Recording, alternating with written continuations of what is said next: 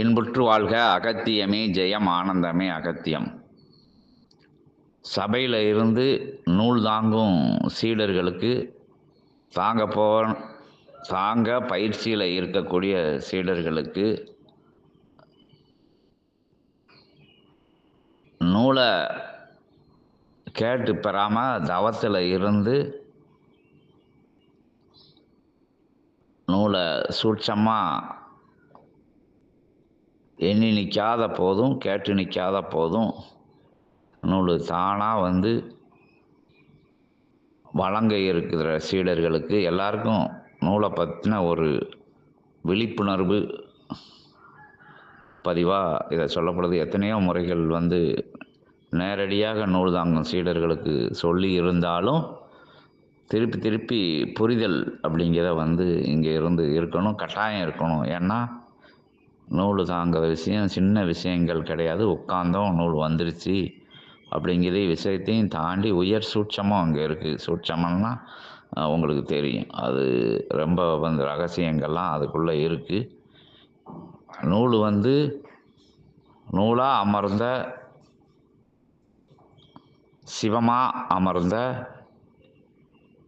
சிவத்தோட பிம்பமாக வடிவமாக ரூபமாக அப்படின்னு சொல்லலாம். அதான் நூல். அது சிவமகா வாழை சித்தனுக்குள்ளே இருக்குது. அது சிவசபை சீடர்களுக்கு, தொடர்பாளர்களுக்கு எல்லாருக்கும் தெரியும். அது இறை சூட்சமத்தில் அப்படி அமைக்கப்பட்டு இருக்குது. அது அவதார நிலைக்காக அப்படி கொடுக்கப்பட்டு இருக்குது. யுகமாற்ற பணிக்காக அப்படி வழங்கப்பட்டு இருக்குது. அது ஒட்டுமொத்த பிரபஞ்சத்தில் இருக்கக்கூடிய நல்ல ஆற்றல்கள்லாம் அந்த நூலுக்குள்ளே வளம் வரும். அந்த நூலாக அமர்ந்திருக்கு. எல்லா ஆற்றலும் சிவத்துக்குள்ளேருந்து அலருது, சிவத்துக்குள்ளே இருந்து அருளுது. அது சிவமகா வாழை சித்த நிலை என்கின்ற சிவம் என்கின்ற பேராற்றலுக்குள்ளே இருந்து அது வெளிவருது அப்படிங்கிற விஷயத்த எல்லாரும் தெரிஞ்சு, இந்த நூல் வேறு எங்கேயோ அங்கே இருக்குது இங்கே இருக்குது, பிரபஞ்சத்தில் எங்கேயோ ஒரு இடத்துல இருக்குது. இறைவனை வேண்டி நின்னா கிடைக்கும், அருமுகனை வேண்டி நின்னா, அகத்திய பெருமானை வேண்டி நின்னா, திருமுருகப்பெருமானை, பரந்தாமனை, 10 அவதாரங்களை, அவதார புருஷர்களெல்லாம் வேண்டி நிற்கல. தனித்தனியாக அவங்களோட இஷ்ட குல தெய்வங்கள் அதையெல்லாம் வேண்டி நின்று பெறக்கூடிய நூல் கிடையாது.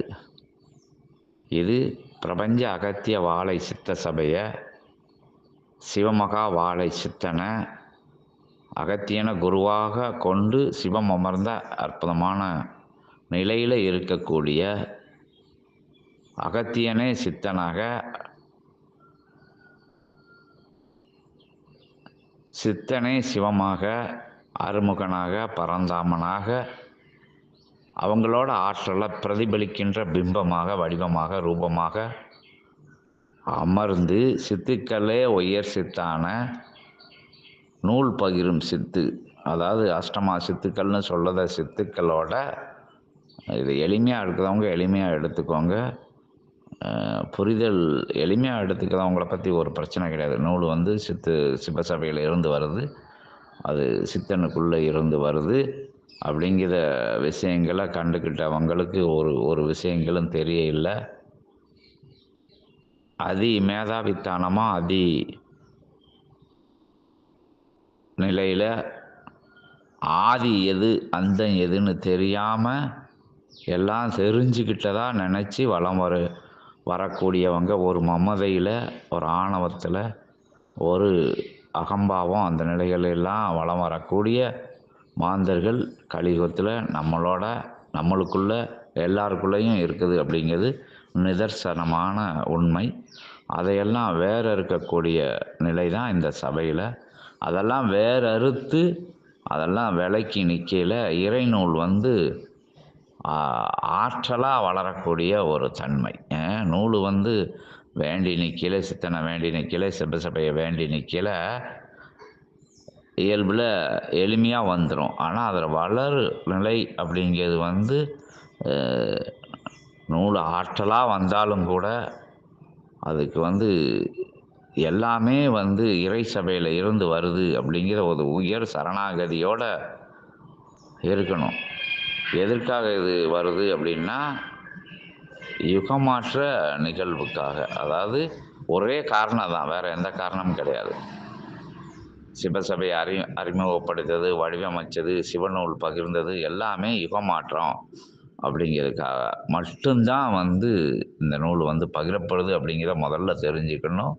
இது யாரோடைய அந்தஸ்து மீண்டும் மீண்டும் சொல்லப்படுது, யாருக்கும் அவங்களோட தவ வலிமையினாலேயோ இல்லாட்டி அவங்களோட பூர்வ ஜென்ம புண்ணியத்தினாலேயோ, அதில் பூர்வ ஜென்ம புண்ணியங்களும் இருக்குது, இருந்தாலும் அவங்க தவ வலிமை என் புண்ணியம்தான் காரணம் அப்படின்னா, அப்போ எங்கேயோ இருந்து யாரையோ வணங்கி நூலை வாங்கிக்கலாம்.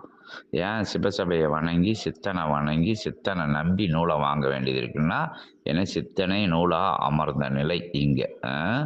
அப்போ அப்போ வேறு தனித்தனி தெய்வங்கள் இல்லைன்னா எல்லாமே இந்த நூலுக்குள்ளே இருக்குது. அதுதான் ரகசியம். எல்லாரும் இருக்காங்க. அகத்தியரில் இருந்து சிவபெருமானில் இருந்து ஒட்டுமொத்த சிவபெருமானெலாம் இணைஞ்ச சிவத்தில் இருந்து எல்லா நிலைகள் கொண்ட ஆற்றலும் இந்த நூலுக்குள்ளே இருக்குது. பிரபஞ்சமாக இருக்குது, பிரபஞ்ச வடிவமாக இருக்குது. ஆனால் இது வெளிவரது மட்டும் சிவமகா வாழை சித்தனா வடிவமைக்கப்பட்டு அவனுக்குள்ளே இருந்து வழங்கப்படுது அப்படிங்கிறத நிதர்சனமாக, அதாவது எல்லாருமே இதை நம்பி நூல் தாங்கும் சீடர்கள் அல்லாது சிவசபையில் தொடர்புடைய சிவசபையோட பயணப்பட்டு வர்றவங்க, சிவசபையை முதல் நிலையில் முழு நிலையில் வச்சு வழிபடுறவங்க எல்லாருக்குமே இந்த சூட்சமத்தை எல்லாருக்கும் இன்னைக்கு இயல்பில் உடச்சி அது சொல்லிக்கிட்டு தான் வருது. இங்கே எதுவும் மறைமுகம் கிடையாது. சித்த சபையில் சூட்சமன்னு சொன்னாலும் எதுவுமே இங்கே சூட்சமம் கிடையாது.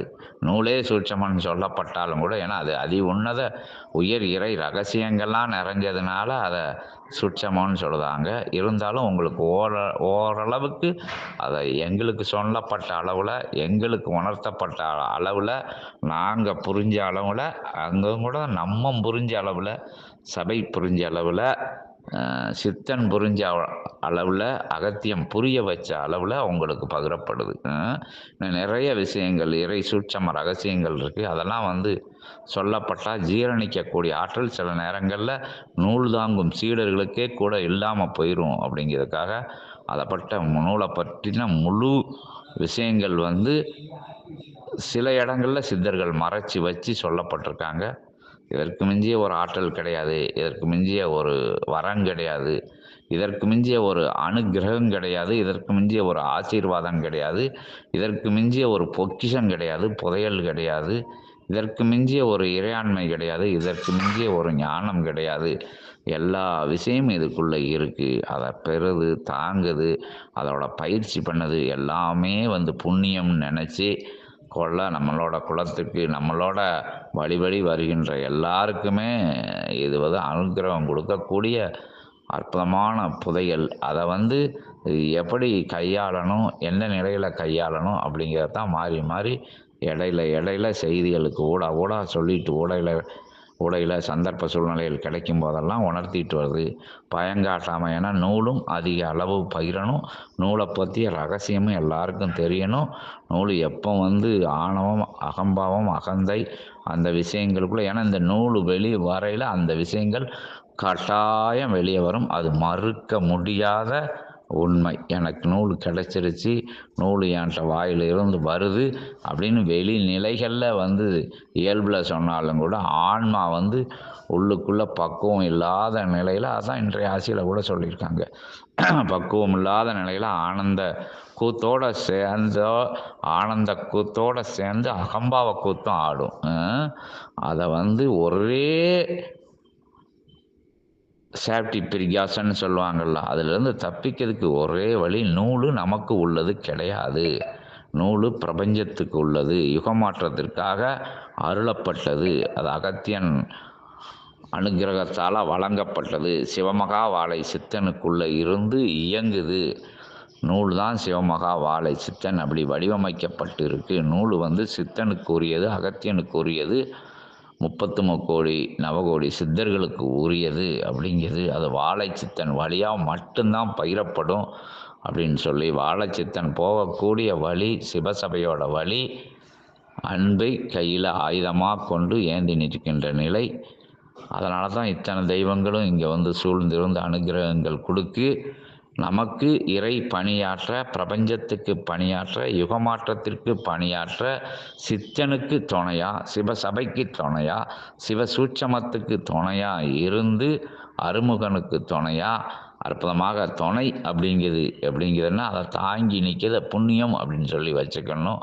பணியாற்றணும். அப்படி ஒரே நிலையில் உள்ளவங்க மட்டும் மீண்டும் நூலை மீண்டும் மீண்டும் பயிற்சி பண்ணுங்க. ஏன்னா நூல் வந்து வரமே சாபமாக ஆகக்கூடிய நிலை. ஏன்னா பயிற்சிகளில் ஏகப்பட்ட சீடர்கள் இப்போ வந்து நூல் வெளியே வர வந்துருச்சு. அதனால் முக்கியமாக சொல்லணும், மீண்டும் எங்களுக்கு சொல்லப்பட்ட விஷயங்கள், எனக்கு சொல்லப்பட்ட விஷயங்கள், நூல் தாங்கும் சீடர்களுக்கு சொல்லப்பட்ட விஷயங்கள், நூல் தாங்க முடியாமல் ஓடிப்போன சீடர்களுக்கு, அது பக்குவம் இல்லாமல் அதை கையாண்ட நிலையில் உள்ள சீடர்களுக்கு நூல் கொடுத்தும் அதில் இருந்து உயர் பக்குவம் அடைய முடியாமல் அந்த ஆன்மா செய்யக்கூடிய சேட்டையினால் வளராமல் இருக்கிற நூல்களுக்கு எல்லாருக்கும் சேர்த்து என்ன சொல்கிறோம்னா, இது வரந்தான், ஆனால் சாபம். அதை தவறாக பயன்படுத்தும் போது, தனக்கு மட்டும் பயன்படுத்தும் போது, தன் புகழுக்கு பயன்படுத்தும் போது, நான்கத விஷயத்தில் வச்சு பயன்படுத்தணும்னு நினைக்கும் போது அது சாபமாக மாறிடும். அது திருப்பி உங்கள்கிட்ட இருந்து சித்த சபையை நோக்கி வரையில் பல இடர்களை, துன்பங்களை, துயரங்களை உங்களுக்கு உண்டு பண்ணிட்டு வந்துடும். அப்படிங்கிறதுனால நூல் தாங்கும் சீடர்கள் தப்பிக்கிறதுக்கு ஒரே வழி, அகத்தியரோட நாமத்தையும் சிவமகா வாழை சித்தனோட திருவடியை, ரகசியம் வந்து அதான் வாழை சித்தனோட திருவடி, அந்த ஆணவம் வரையிலெல்லாம் சித்தனோட திருவடியை வந்து நினச்சி பார்த்துடணும். திருவடியை கட்டி பிடிச்சிக்கணும். அதுதான் அதில் வந்து தப்பிக்கிறதுக்கு ஒரே வழி. ஆணவம் எனக்கு வரலை, எனக்கு இது நூல் தாங்கணும்னு அவசியம் கிடையாது, எனக்கு அதான் வருது அப்படிங்கிறதுக்கும் அப்படியே அவங்களுக்கும் சேர்ந்து இதை சொல்லி, ஏன்னா அந்த மம்மதியிலும் கூட இருக்கக்கூடாது. நூல் வந்து தன்னால் வருதுன்னாலும் அது இறைசபை ஏதோ ஒரு பணிக்கு உன்னை எடுக்கு, பிரபஞ்சம் ஏதோ ஒரு பணிக்கு உன்னைய தயார்படுத்துது அப்படின்னு நின்று வந்த நூலை வரவேற்று வணங்கி அதை வந்து உயர் தலை மேலே, உயர் சிரசின் மேலே முழு நிலையில், முதல் நிலையில், அதாவது முதல் நிலையில் வச்சு முழுவதுமாக அதை சரணடைஞ்சு காத்து பாதுகாத்து வளர்த்து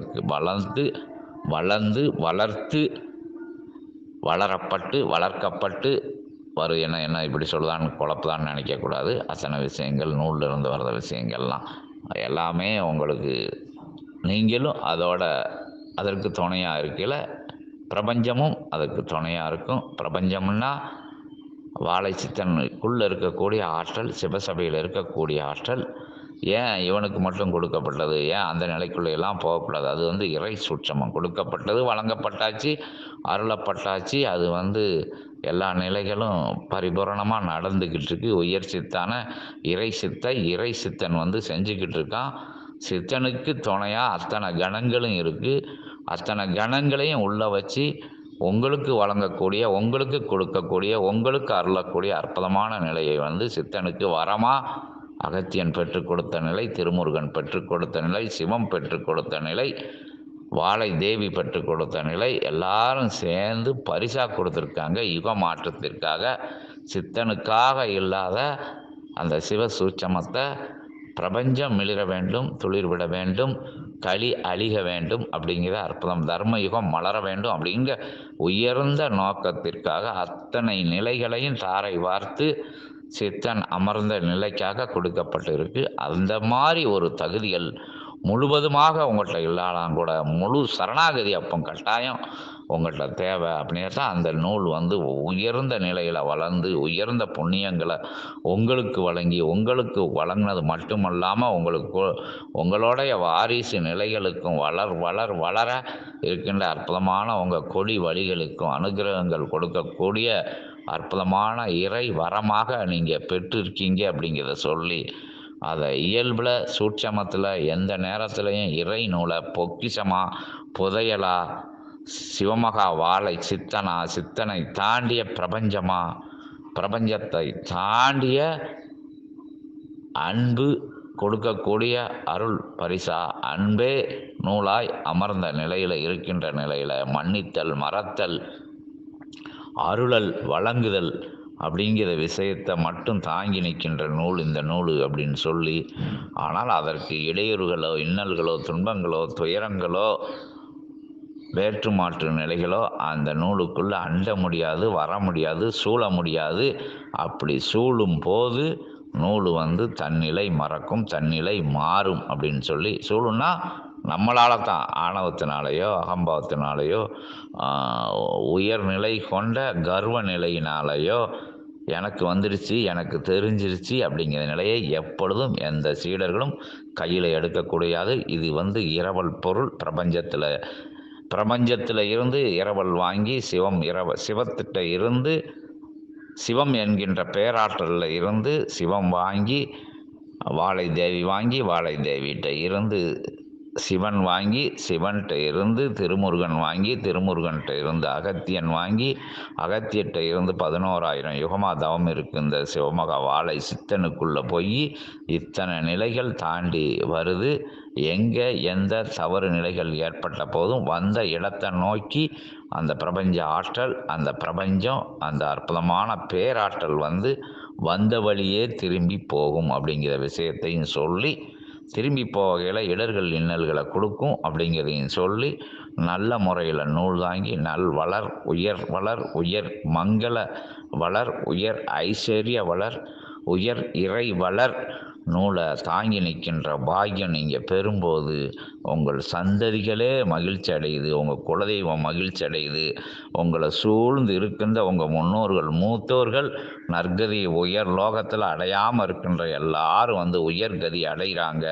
நூலை தாங்கி வளம் வரையில் உங்களோட இகலோக கர்ம நிலைகள் இந்த ஜென்மங்களில் அல்லாது எத்தனை ஜென்மங்களில் எடுத்த பாவ நிலைகளையும் உங்களுக்கு போக்கி சிவசபையில் சீடர்களாக வளம் வரையிலே அந்த நிகழ்வுகள் நிகழ ஆரம்பிச்சிடும். இருந்தாலும் நூல் தாங்கும் சீடர்களுக்கு அற்புதமான நேரத்தில், அபூர்வமான நேரத்தில் உயர் வளர் நிலை நோக்கி உயர் சபை, உயர் உன்னத உயர் வேகத்தில் சென்று கொண்டு இருக்கின்ற இறை பயணத்தில் இணைஞ்சிருக்கின்ற யாவருக்கும் இறை ரகசியத்தை, இறை சூட்சமத்தை, இறை சித்த மகா சூட்சமத்தை, இறை சித்த சிவ சூட்சமத்தை, சிவமகா அகத்திய மகா சூட்சமத்தை, பிரபஞ்ச சூட்சமத்தை, பிரபஞ்ச நூல் வடிவ சூட்சமத்தை வடிவமைப்ப வழங்கும் முறையை, வழங்கும் தன்மையை, வழங்கும் தராதரத்தை, அது தாங்கும் தன்மையை, தாங்கி நிற்கும் தன்மையை, சரணியால் கொடுக்கப்பட்ட நூல் அப்படின்னு தவறாமல் அதன் உயர்நிலை அறிந்து பயணப்படும் நிலைக்காக உங்களுக்கு அனைவருக்கும் கூறி, அற்புதமான அதிகாலை உன்னத உயர்காலை உத்தம இறை காலை நேரத்தில் இறை சபையிலே இருந்து இறை நூல் வழியாக இறை அனுக்கிரக ஆசீர்வாதத்தோடு, ஒட்டுமொத்த தெய்வங்களின் அனுக்கிரகத்தோடு இறை நூல் வரி இந்த உரை உங்களுக்காக உயர்வாக உங்கள் செவிகள் இனிக்க, சிந்தை இனிக்க, அற்புதம் காண, அதிசயம் காண அருளப்படுகிறது. ஓம் அகதீஷாய நமக, ஜெகதீஷாய நமோ நமக.